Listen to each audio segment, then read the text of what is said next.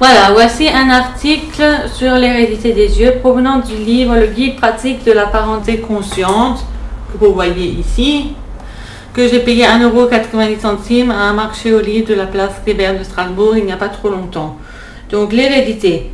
Sur chacun des chromosomes, les gènes occupent un point particulier. Nous avons déjà vu que les gènes déterminent la transmission des caractères héréditaires, par exemple la couleur des yeux.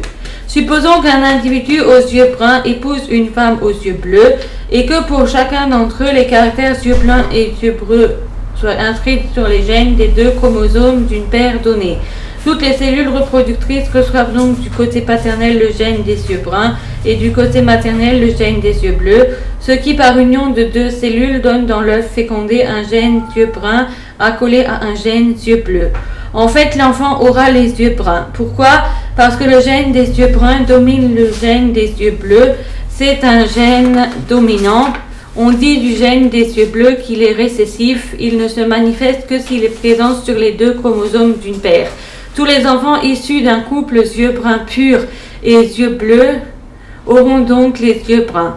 Si maintenant cet enfant aux yeux bruns impurs épouse une femme aux yeux bleus, chaque enfant aura théoriquement autant de chances d'avoir les yeux bleus que de les avoir bruns. En réalité, il peut arriver par l'effet du hasard que tous les enfants aient les yeux de la même couleur. Si enfin deux individus aux yeux bruns impurs s'unissent, 4 combinaisons s'avèrent possibles, 3 qui donnent des yeux bruns, 1 qui donne des yeux bleus. Bien entendu, il s'agit de schémas élémentaires. Le plus souvent, les caractères héréditaires sont liés non pas à un gène bien déterminé, mais à plusieurs d'entre eux, ce qui complique singulièrement les choses. Alors voilà, donc 3 exemples de transmission d'un caractère héréditaire couleur des yeux. Donc voilà, ça c'est le... Mince, comment ça se met ça? Ça c'est le premier exemple.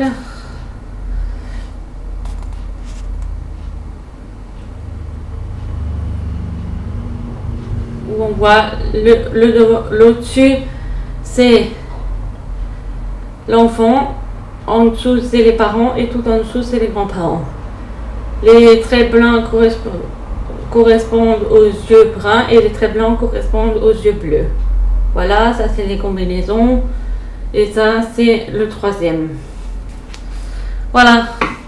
Étudions avec confiance les yeux bruns et les yeux bleus.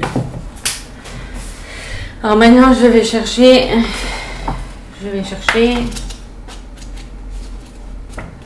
autre chose qui est un peu plus expérimenté, un peu plus facile à comprendre.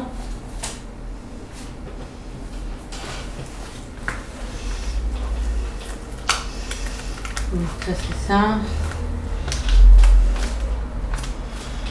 Ça c'est ça.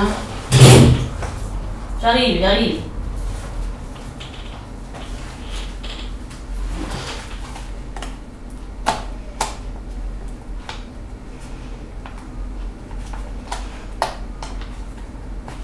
Non, c'est pas là-dedans. Peut-être là-dedans.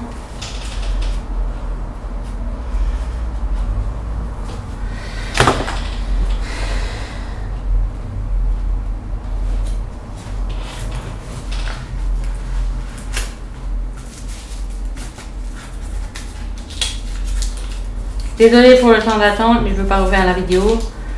Alors ça.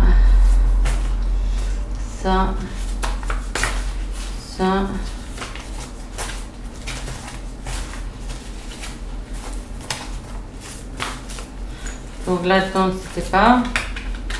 Je me demande où est passé mon article sur l'hérédité des yeux. Rangeons ça. Voilà.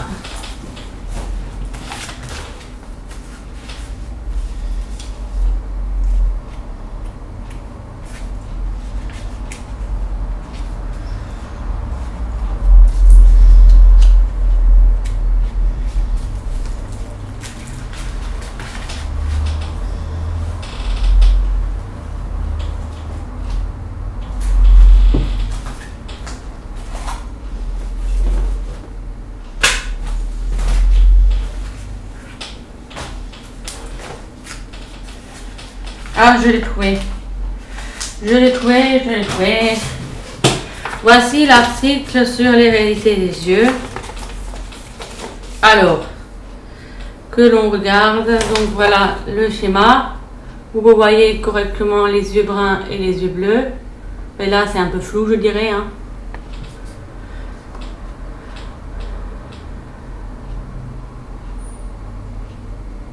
Alors, qu'est-il écrit? Si papa et maman ont les yeux bleus, ce sera bleu aussi pour bébé, mais si lui a des iris bleus et elle marron, bébé héritera de mirettes marron dominant. Alors maintenant, où est-ce que ça commence? Donc, tout le monde le sait, chaque bébé est le résultat d'un savant mélange des patrimoines génétiques de chacun de ses deux parents. Au total, 23 paires, 46 chromosomes, constitués pour moitié de gènes maternels et de gènes paternels. Altela, mais au fait, c'est quoi un gène? Une sorte de messager de l'hérédité. Comparons un chromosome à un petit collier de perles, dont chaque gène serait une perle participant à la transmission d'un caractère héréditaire. La couleur des yeux, par exemple. Et même si bébé est effectivement un mélange équitable entre sa maman et son papa, cela ne signifie nullement qu'il ressemblera moitié à l'un, moitié à l'autre. Pourquoi? Simplement parce que la sélection des 23 chromosomes que chacun va lui transmettre se fait de façon totalement aléatoire et peut ainsi donner des milliers de combinaisons différentes. C'est la grande loterie génétique dont nous sommes tous issus. L'homme et la femme pouvant fabriquer une multitude de spermatozoïdes et d'ovules différents. Voilà pourquoi la génétique ne prétend pas jouer les Madame Irma, même si elle peut prévoir scientifiquement certains caractères de bébé avant la naissance. Quelle couleur pour ses yeux? Vous ne le saviez peut-être pas, mais si les deux parents ont les yeux bleus, bébé aura lui aussi les yeux bleus. C'est pas génial ça? Voyons comment cela fonctionne. Le b.a.-ba, c'est de comprendre la manière dont les gènes donnés par papa et maman se combinent entre eux. Leurs effets peuvent soit se mélanger, et on parle alors de métissage, c'est le cas des gènes déterminant la couleur de la peau, soit s'additionner. Enfin, et c'est là que tout se joue, se dominer. Il y a alors une sorte de hiérarchisation des effets des gènes, certains étant dominants et d'autres récessifs ou dominés pour faire plus simple. Revenons sur la couleur des yeux. On l'a vu, si papa et maman ont les yeux bleus, ce sera bleu aussi pour bébé, mais si lui a les yeux bleus et elle les yeux bruns, marron, bébé aura les yeux marrons parce que le gène yeux bleus est récessif et sera donc dominé par le gène yeux marron qui prend toujours le dessus, il est dominant. Maintenant, imaginons que papa ait les yeux marrons, mais qu'il porte aussi dans ses chromosomes le gène bleu qui n'a pas pu s'exprimer chez lui, et que cela soit également le cas pour maman, yeux marrons, mais gène bleu non exprimé dans ses chromosomes. Et bien grâce à la loterie des gènes, bébé peut tout à fait ne récolter que les deux gènes yeux bleus de son papa et de sa maman, et donc avoir les yeux bleus bien sûr.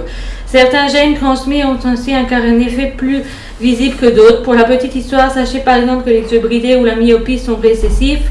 Ouf, mon bébé a des chances d'y voir plus clair que moi.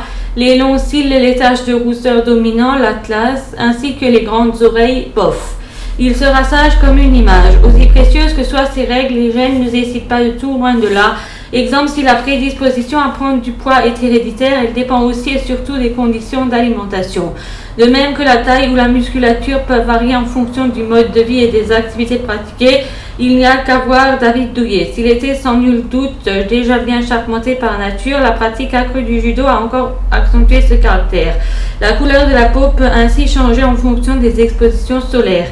Il y a une sorte d'interaction permanente entre l'inné, l'héréditaire et l'acquis, à savoir l'environnement, avec un rôle majeur pour ce dernier s'il s'agit du comportement ou de l'intelligence.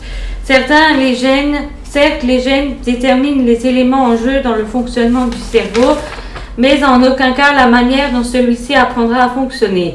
Si bébé possède les facilités pour les maths de son père ou la passion musicale de sa maman, celles-ci seront avant tout déterminées par son vécu. Ainsi, Mozart n'aurait peut-être jamais été Mozart si son père n'avait pas imposé à tous ses enfants d'apprendre le clavecin. Et nombre de petits Mozart en sommeil n'ont certainement jamais eu la chance de toucher à un piano, mais l'exemple le plus concret reste celui des jumeaux. Des expériences ont montré que de vrais jumeaux élevés dans des lieux différents développaient des comportements différents liés à la culture du pays ou au contexte familial dans lequel ils évoluaient, et ce malgré un patrimoine génétique strictement identique. Tout cela nous amène logiquement à la conclusion suivante. C'est vous, parents, qui aiderez bébé à exploiter les numéros tirés à cette fameuse loterie génétique. Car seule l'éducation, mais aussi l'amour que vous lui donnerez, lui permettront de se réaliser pleinement.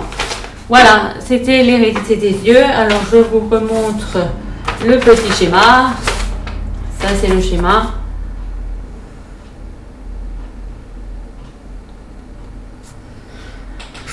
Il faudrait que j'arrive à faire ça. Voilà.